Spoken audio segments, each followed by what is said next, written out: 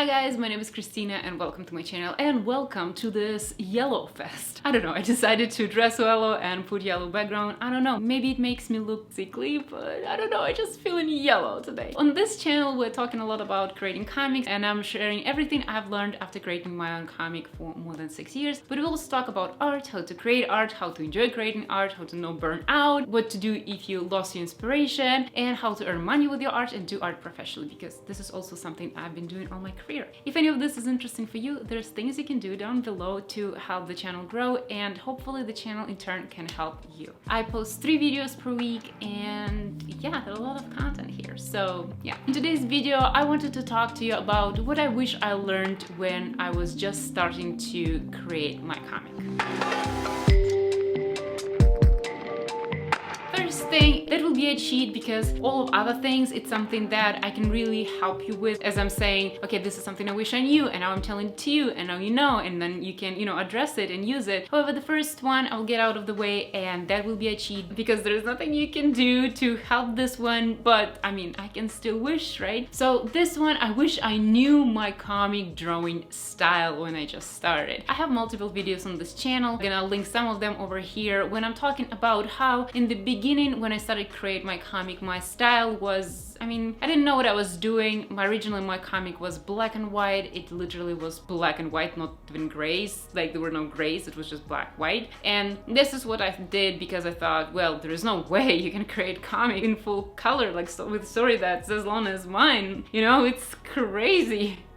Yeah, so then I decided to do it black and white, and I did it black and white. And then for chapter 2, at this point a little bit progressed with drawing with colors, and I did a better job, aka I drew faster with colors. So I did chapter 2 in color for some reason, and then at the same time I didn't really know my style back then, and every page kind of has its own style. And yeah, as I created chapter 2 in color, then I realized, oh, wait a second, I have chapter 1 black and white, chapter 2 in color. Then I had to go back and redraw, like color chapter 1, and that created this weird thing when you have chapter 1 with more established style, and then chapter 2 starts from one style, goes through different other styles, finishes on another style, and then it's a little bit funky from there. And this really made my comic look inconsistent. It got better in chapters to follow, but in the beginning it was really funky. And the thing is, if you do something really strange in the beginning, people might not be interested to continue. Or in my case, what happened, people liked the style that I was going for in the beginning because I was going for like more photoreal style that took a lot of time to make, and I eventually stylized it a little bit. So in my case, people really like that type of style, and then when I realized that style is changing, they got disappointed and some people didn't really like it. That's something to think about, and this is something I wish I knew. I wish I knew my style, and this is not something that I can really help you to figure out, especially if you're just starting. Maybe my advice would be drawing the style that works for you already, like the style that is closest to the one that you're comfortable with already. But I don't even know if that is a good advice. I don't know, do you? It's gonna be okay in the end, but this is something I wish for me. Another thing I wish I knew, and it might be specific for me, but I think it's kind of like a general thing for long stories, I wish I would embrace pacing as a writing style right away, because when you're creating a story this long like mine, it will take me several years to tell, and several years, not in a sense like, 2, 3, it will take me like 15 years to tell. And in this case, it's very hard to structure the whole story, and I find it's very hard because you evolve as a person, and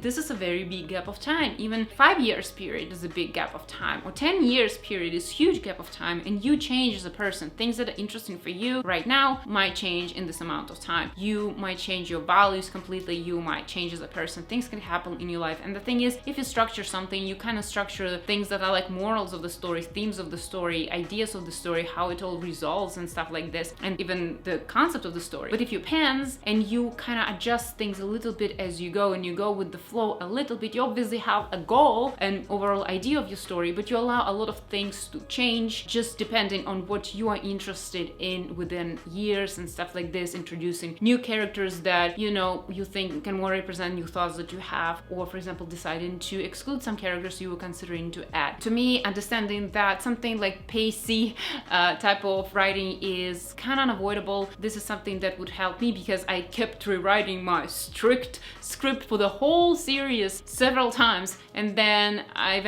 realized, you know what? What's the point of creating this one if I keep changing it? Clearly, I need to go with the flow. And as I started going with the flow, just keeping the main kind of themes or ideas and trajectory that I wanted to do, like some major plot points, that helps. And now it's easier for me to write and create in chapters. So this is something that I wish I knew. Another one, again, of not being too rigid, is that don't settle for a specific way of doing things, and don't start with immediately being like, I'm gonna do it exactly like this and that's it, and structure everything around it, because things might change. As I told you, style can change. Your personal preferences of what story you want to tell might change. Your techniques might change. Things might change, and things will change, especially if the story is very long. Don't be too rigid. Don't decide exactly how you're gonna do things. Allow it work itself out a little bit. Start with some concept of how you're gonna do things, but allow it some freedom to grow and change and evolve, just because it's going to. It's life. It's you know, you keep living, and it's like, even though you have this world, life happens, your preferences change, and you grow as an artist. So allow a little bit of freedom for your creative process, for the plans that you have, and don't be too rigid. Things will change, and don't be scared that they will. Another one is don't look too closely at what other artists and writers doing with their comics, because definitely check out what other people are doing and, you know, see, okay, this is what can be done, right? So this is the options that I have, and it can give you ideas and thoughts on what you can do with yours. But don't think that one way or another is the right way or the way to do it, or don't just copy someone else's way. Because thing is,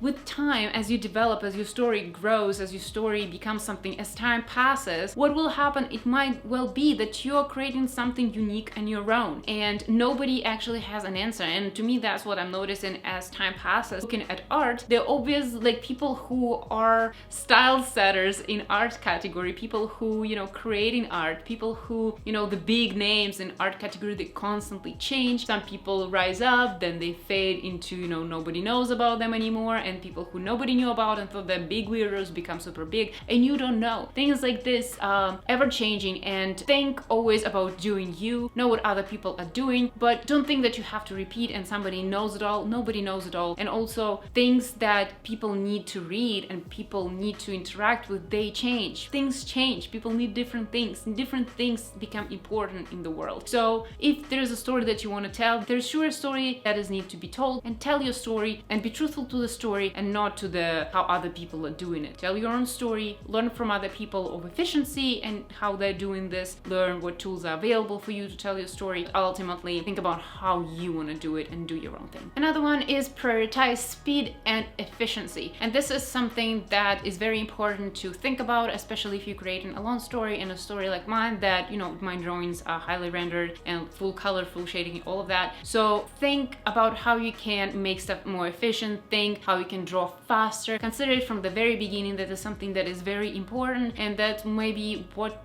will affect what style you will choose. It may affect what technique you will choose. It may affect how much of the story you want to tell. It might affect something, and it's important to think about those things because they are very important. Comics take a long time to create, especially if you're just one woman or one man show. It takes a lot of time. So consider this efficiency thing and think about all the ways that you can do it faster and more efficient. And I got you. I have a video over there talking about how to draw comic faster. But yeah, think about all of those things even before starting. Consider that, you know, drawing so many pages to tell a story, it's a big undertaking, and if you can speed it up, you can make it more efficiency, reuse some elements. Also, video about reuse also over here.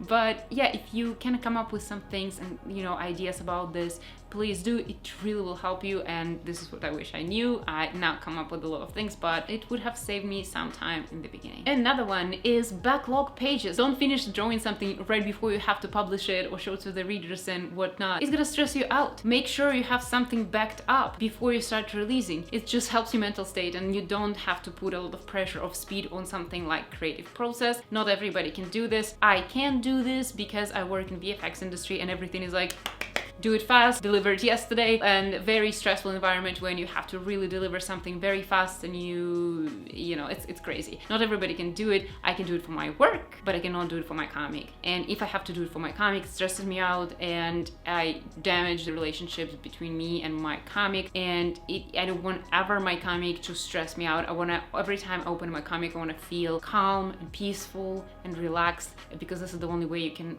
work through a very long process, like creating a comic page after page, hundreds of pages after hundreds of pages.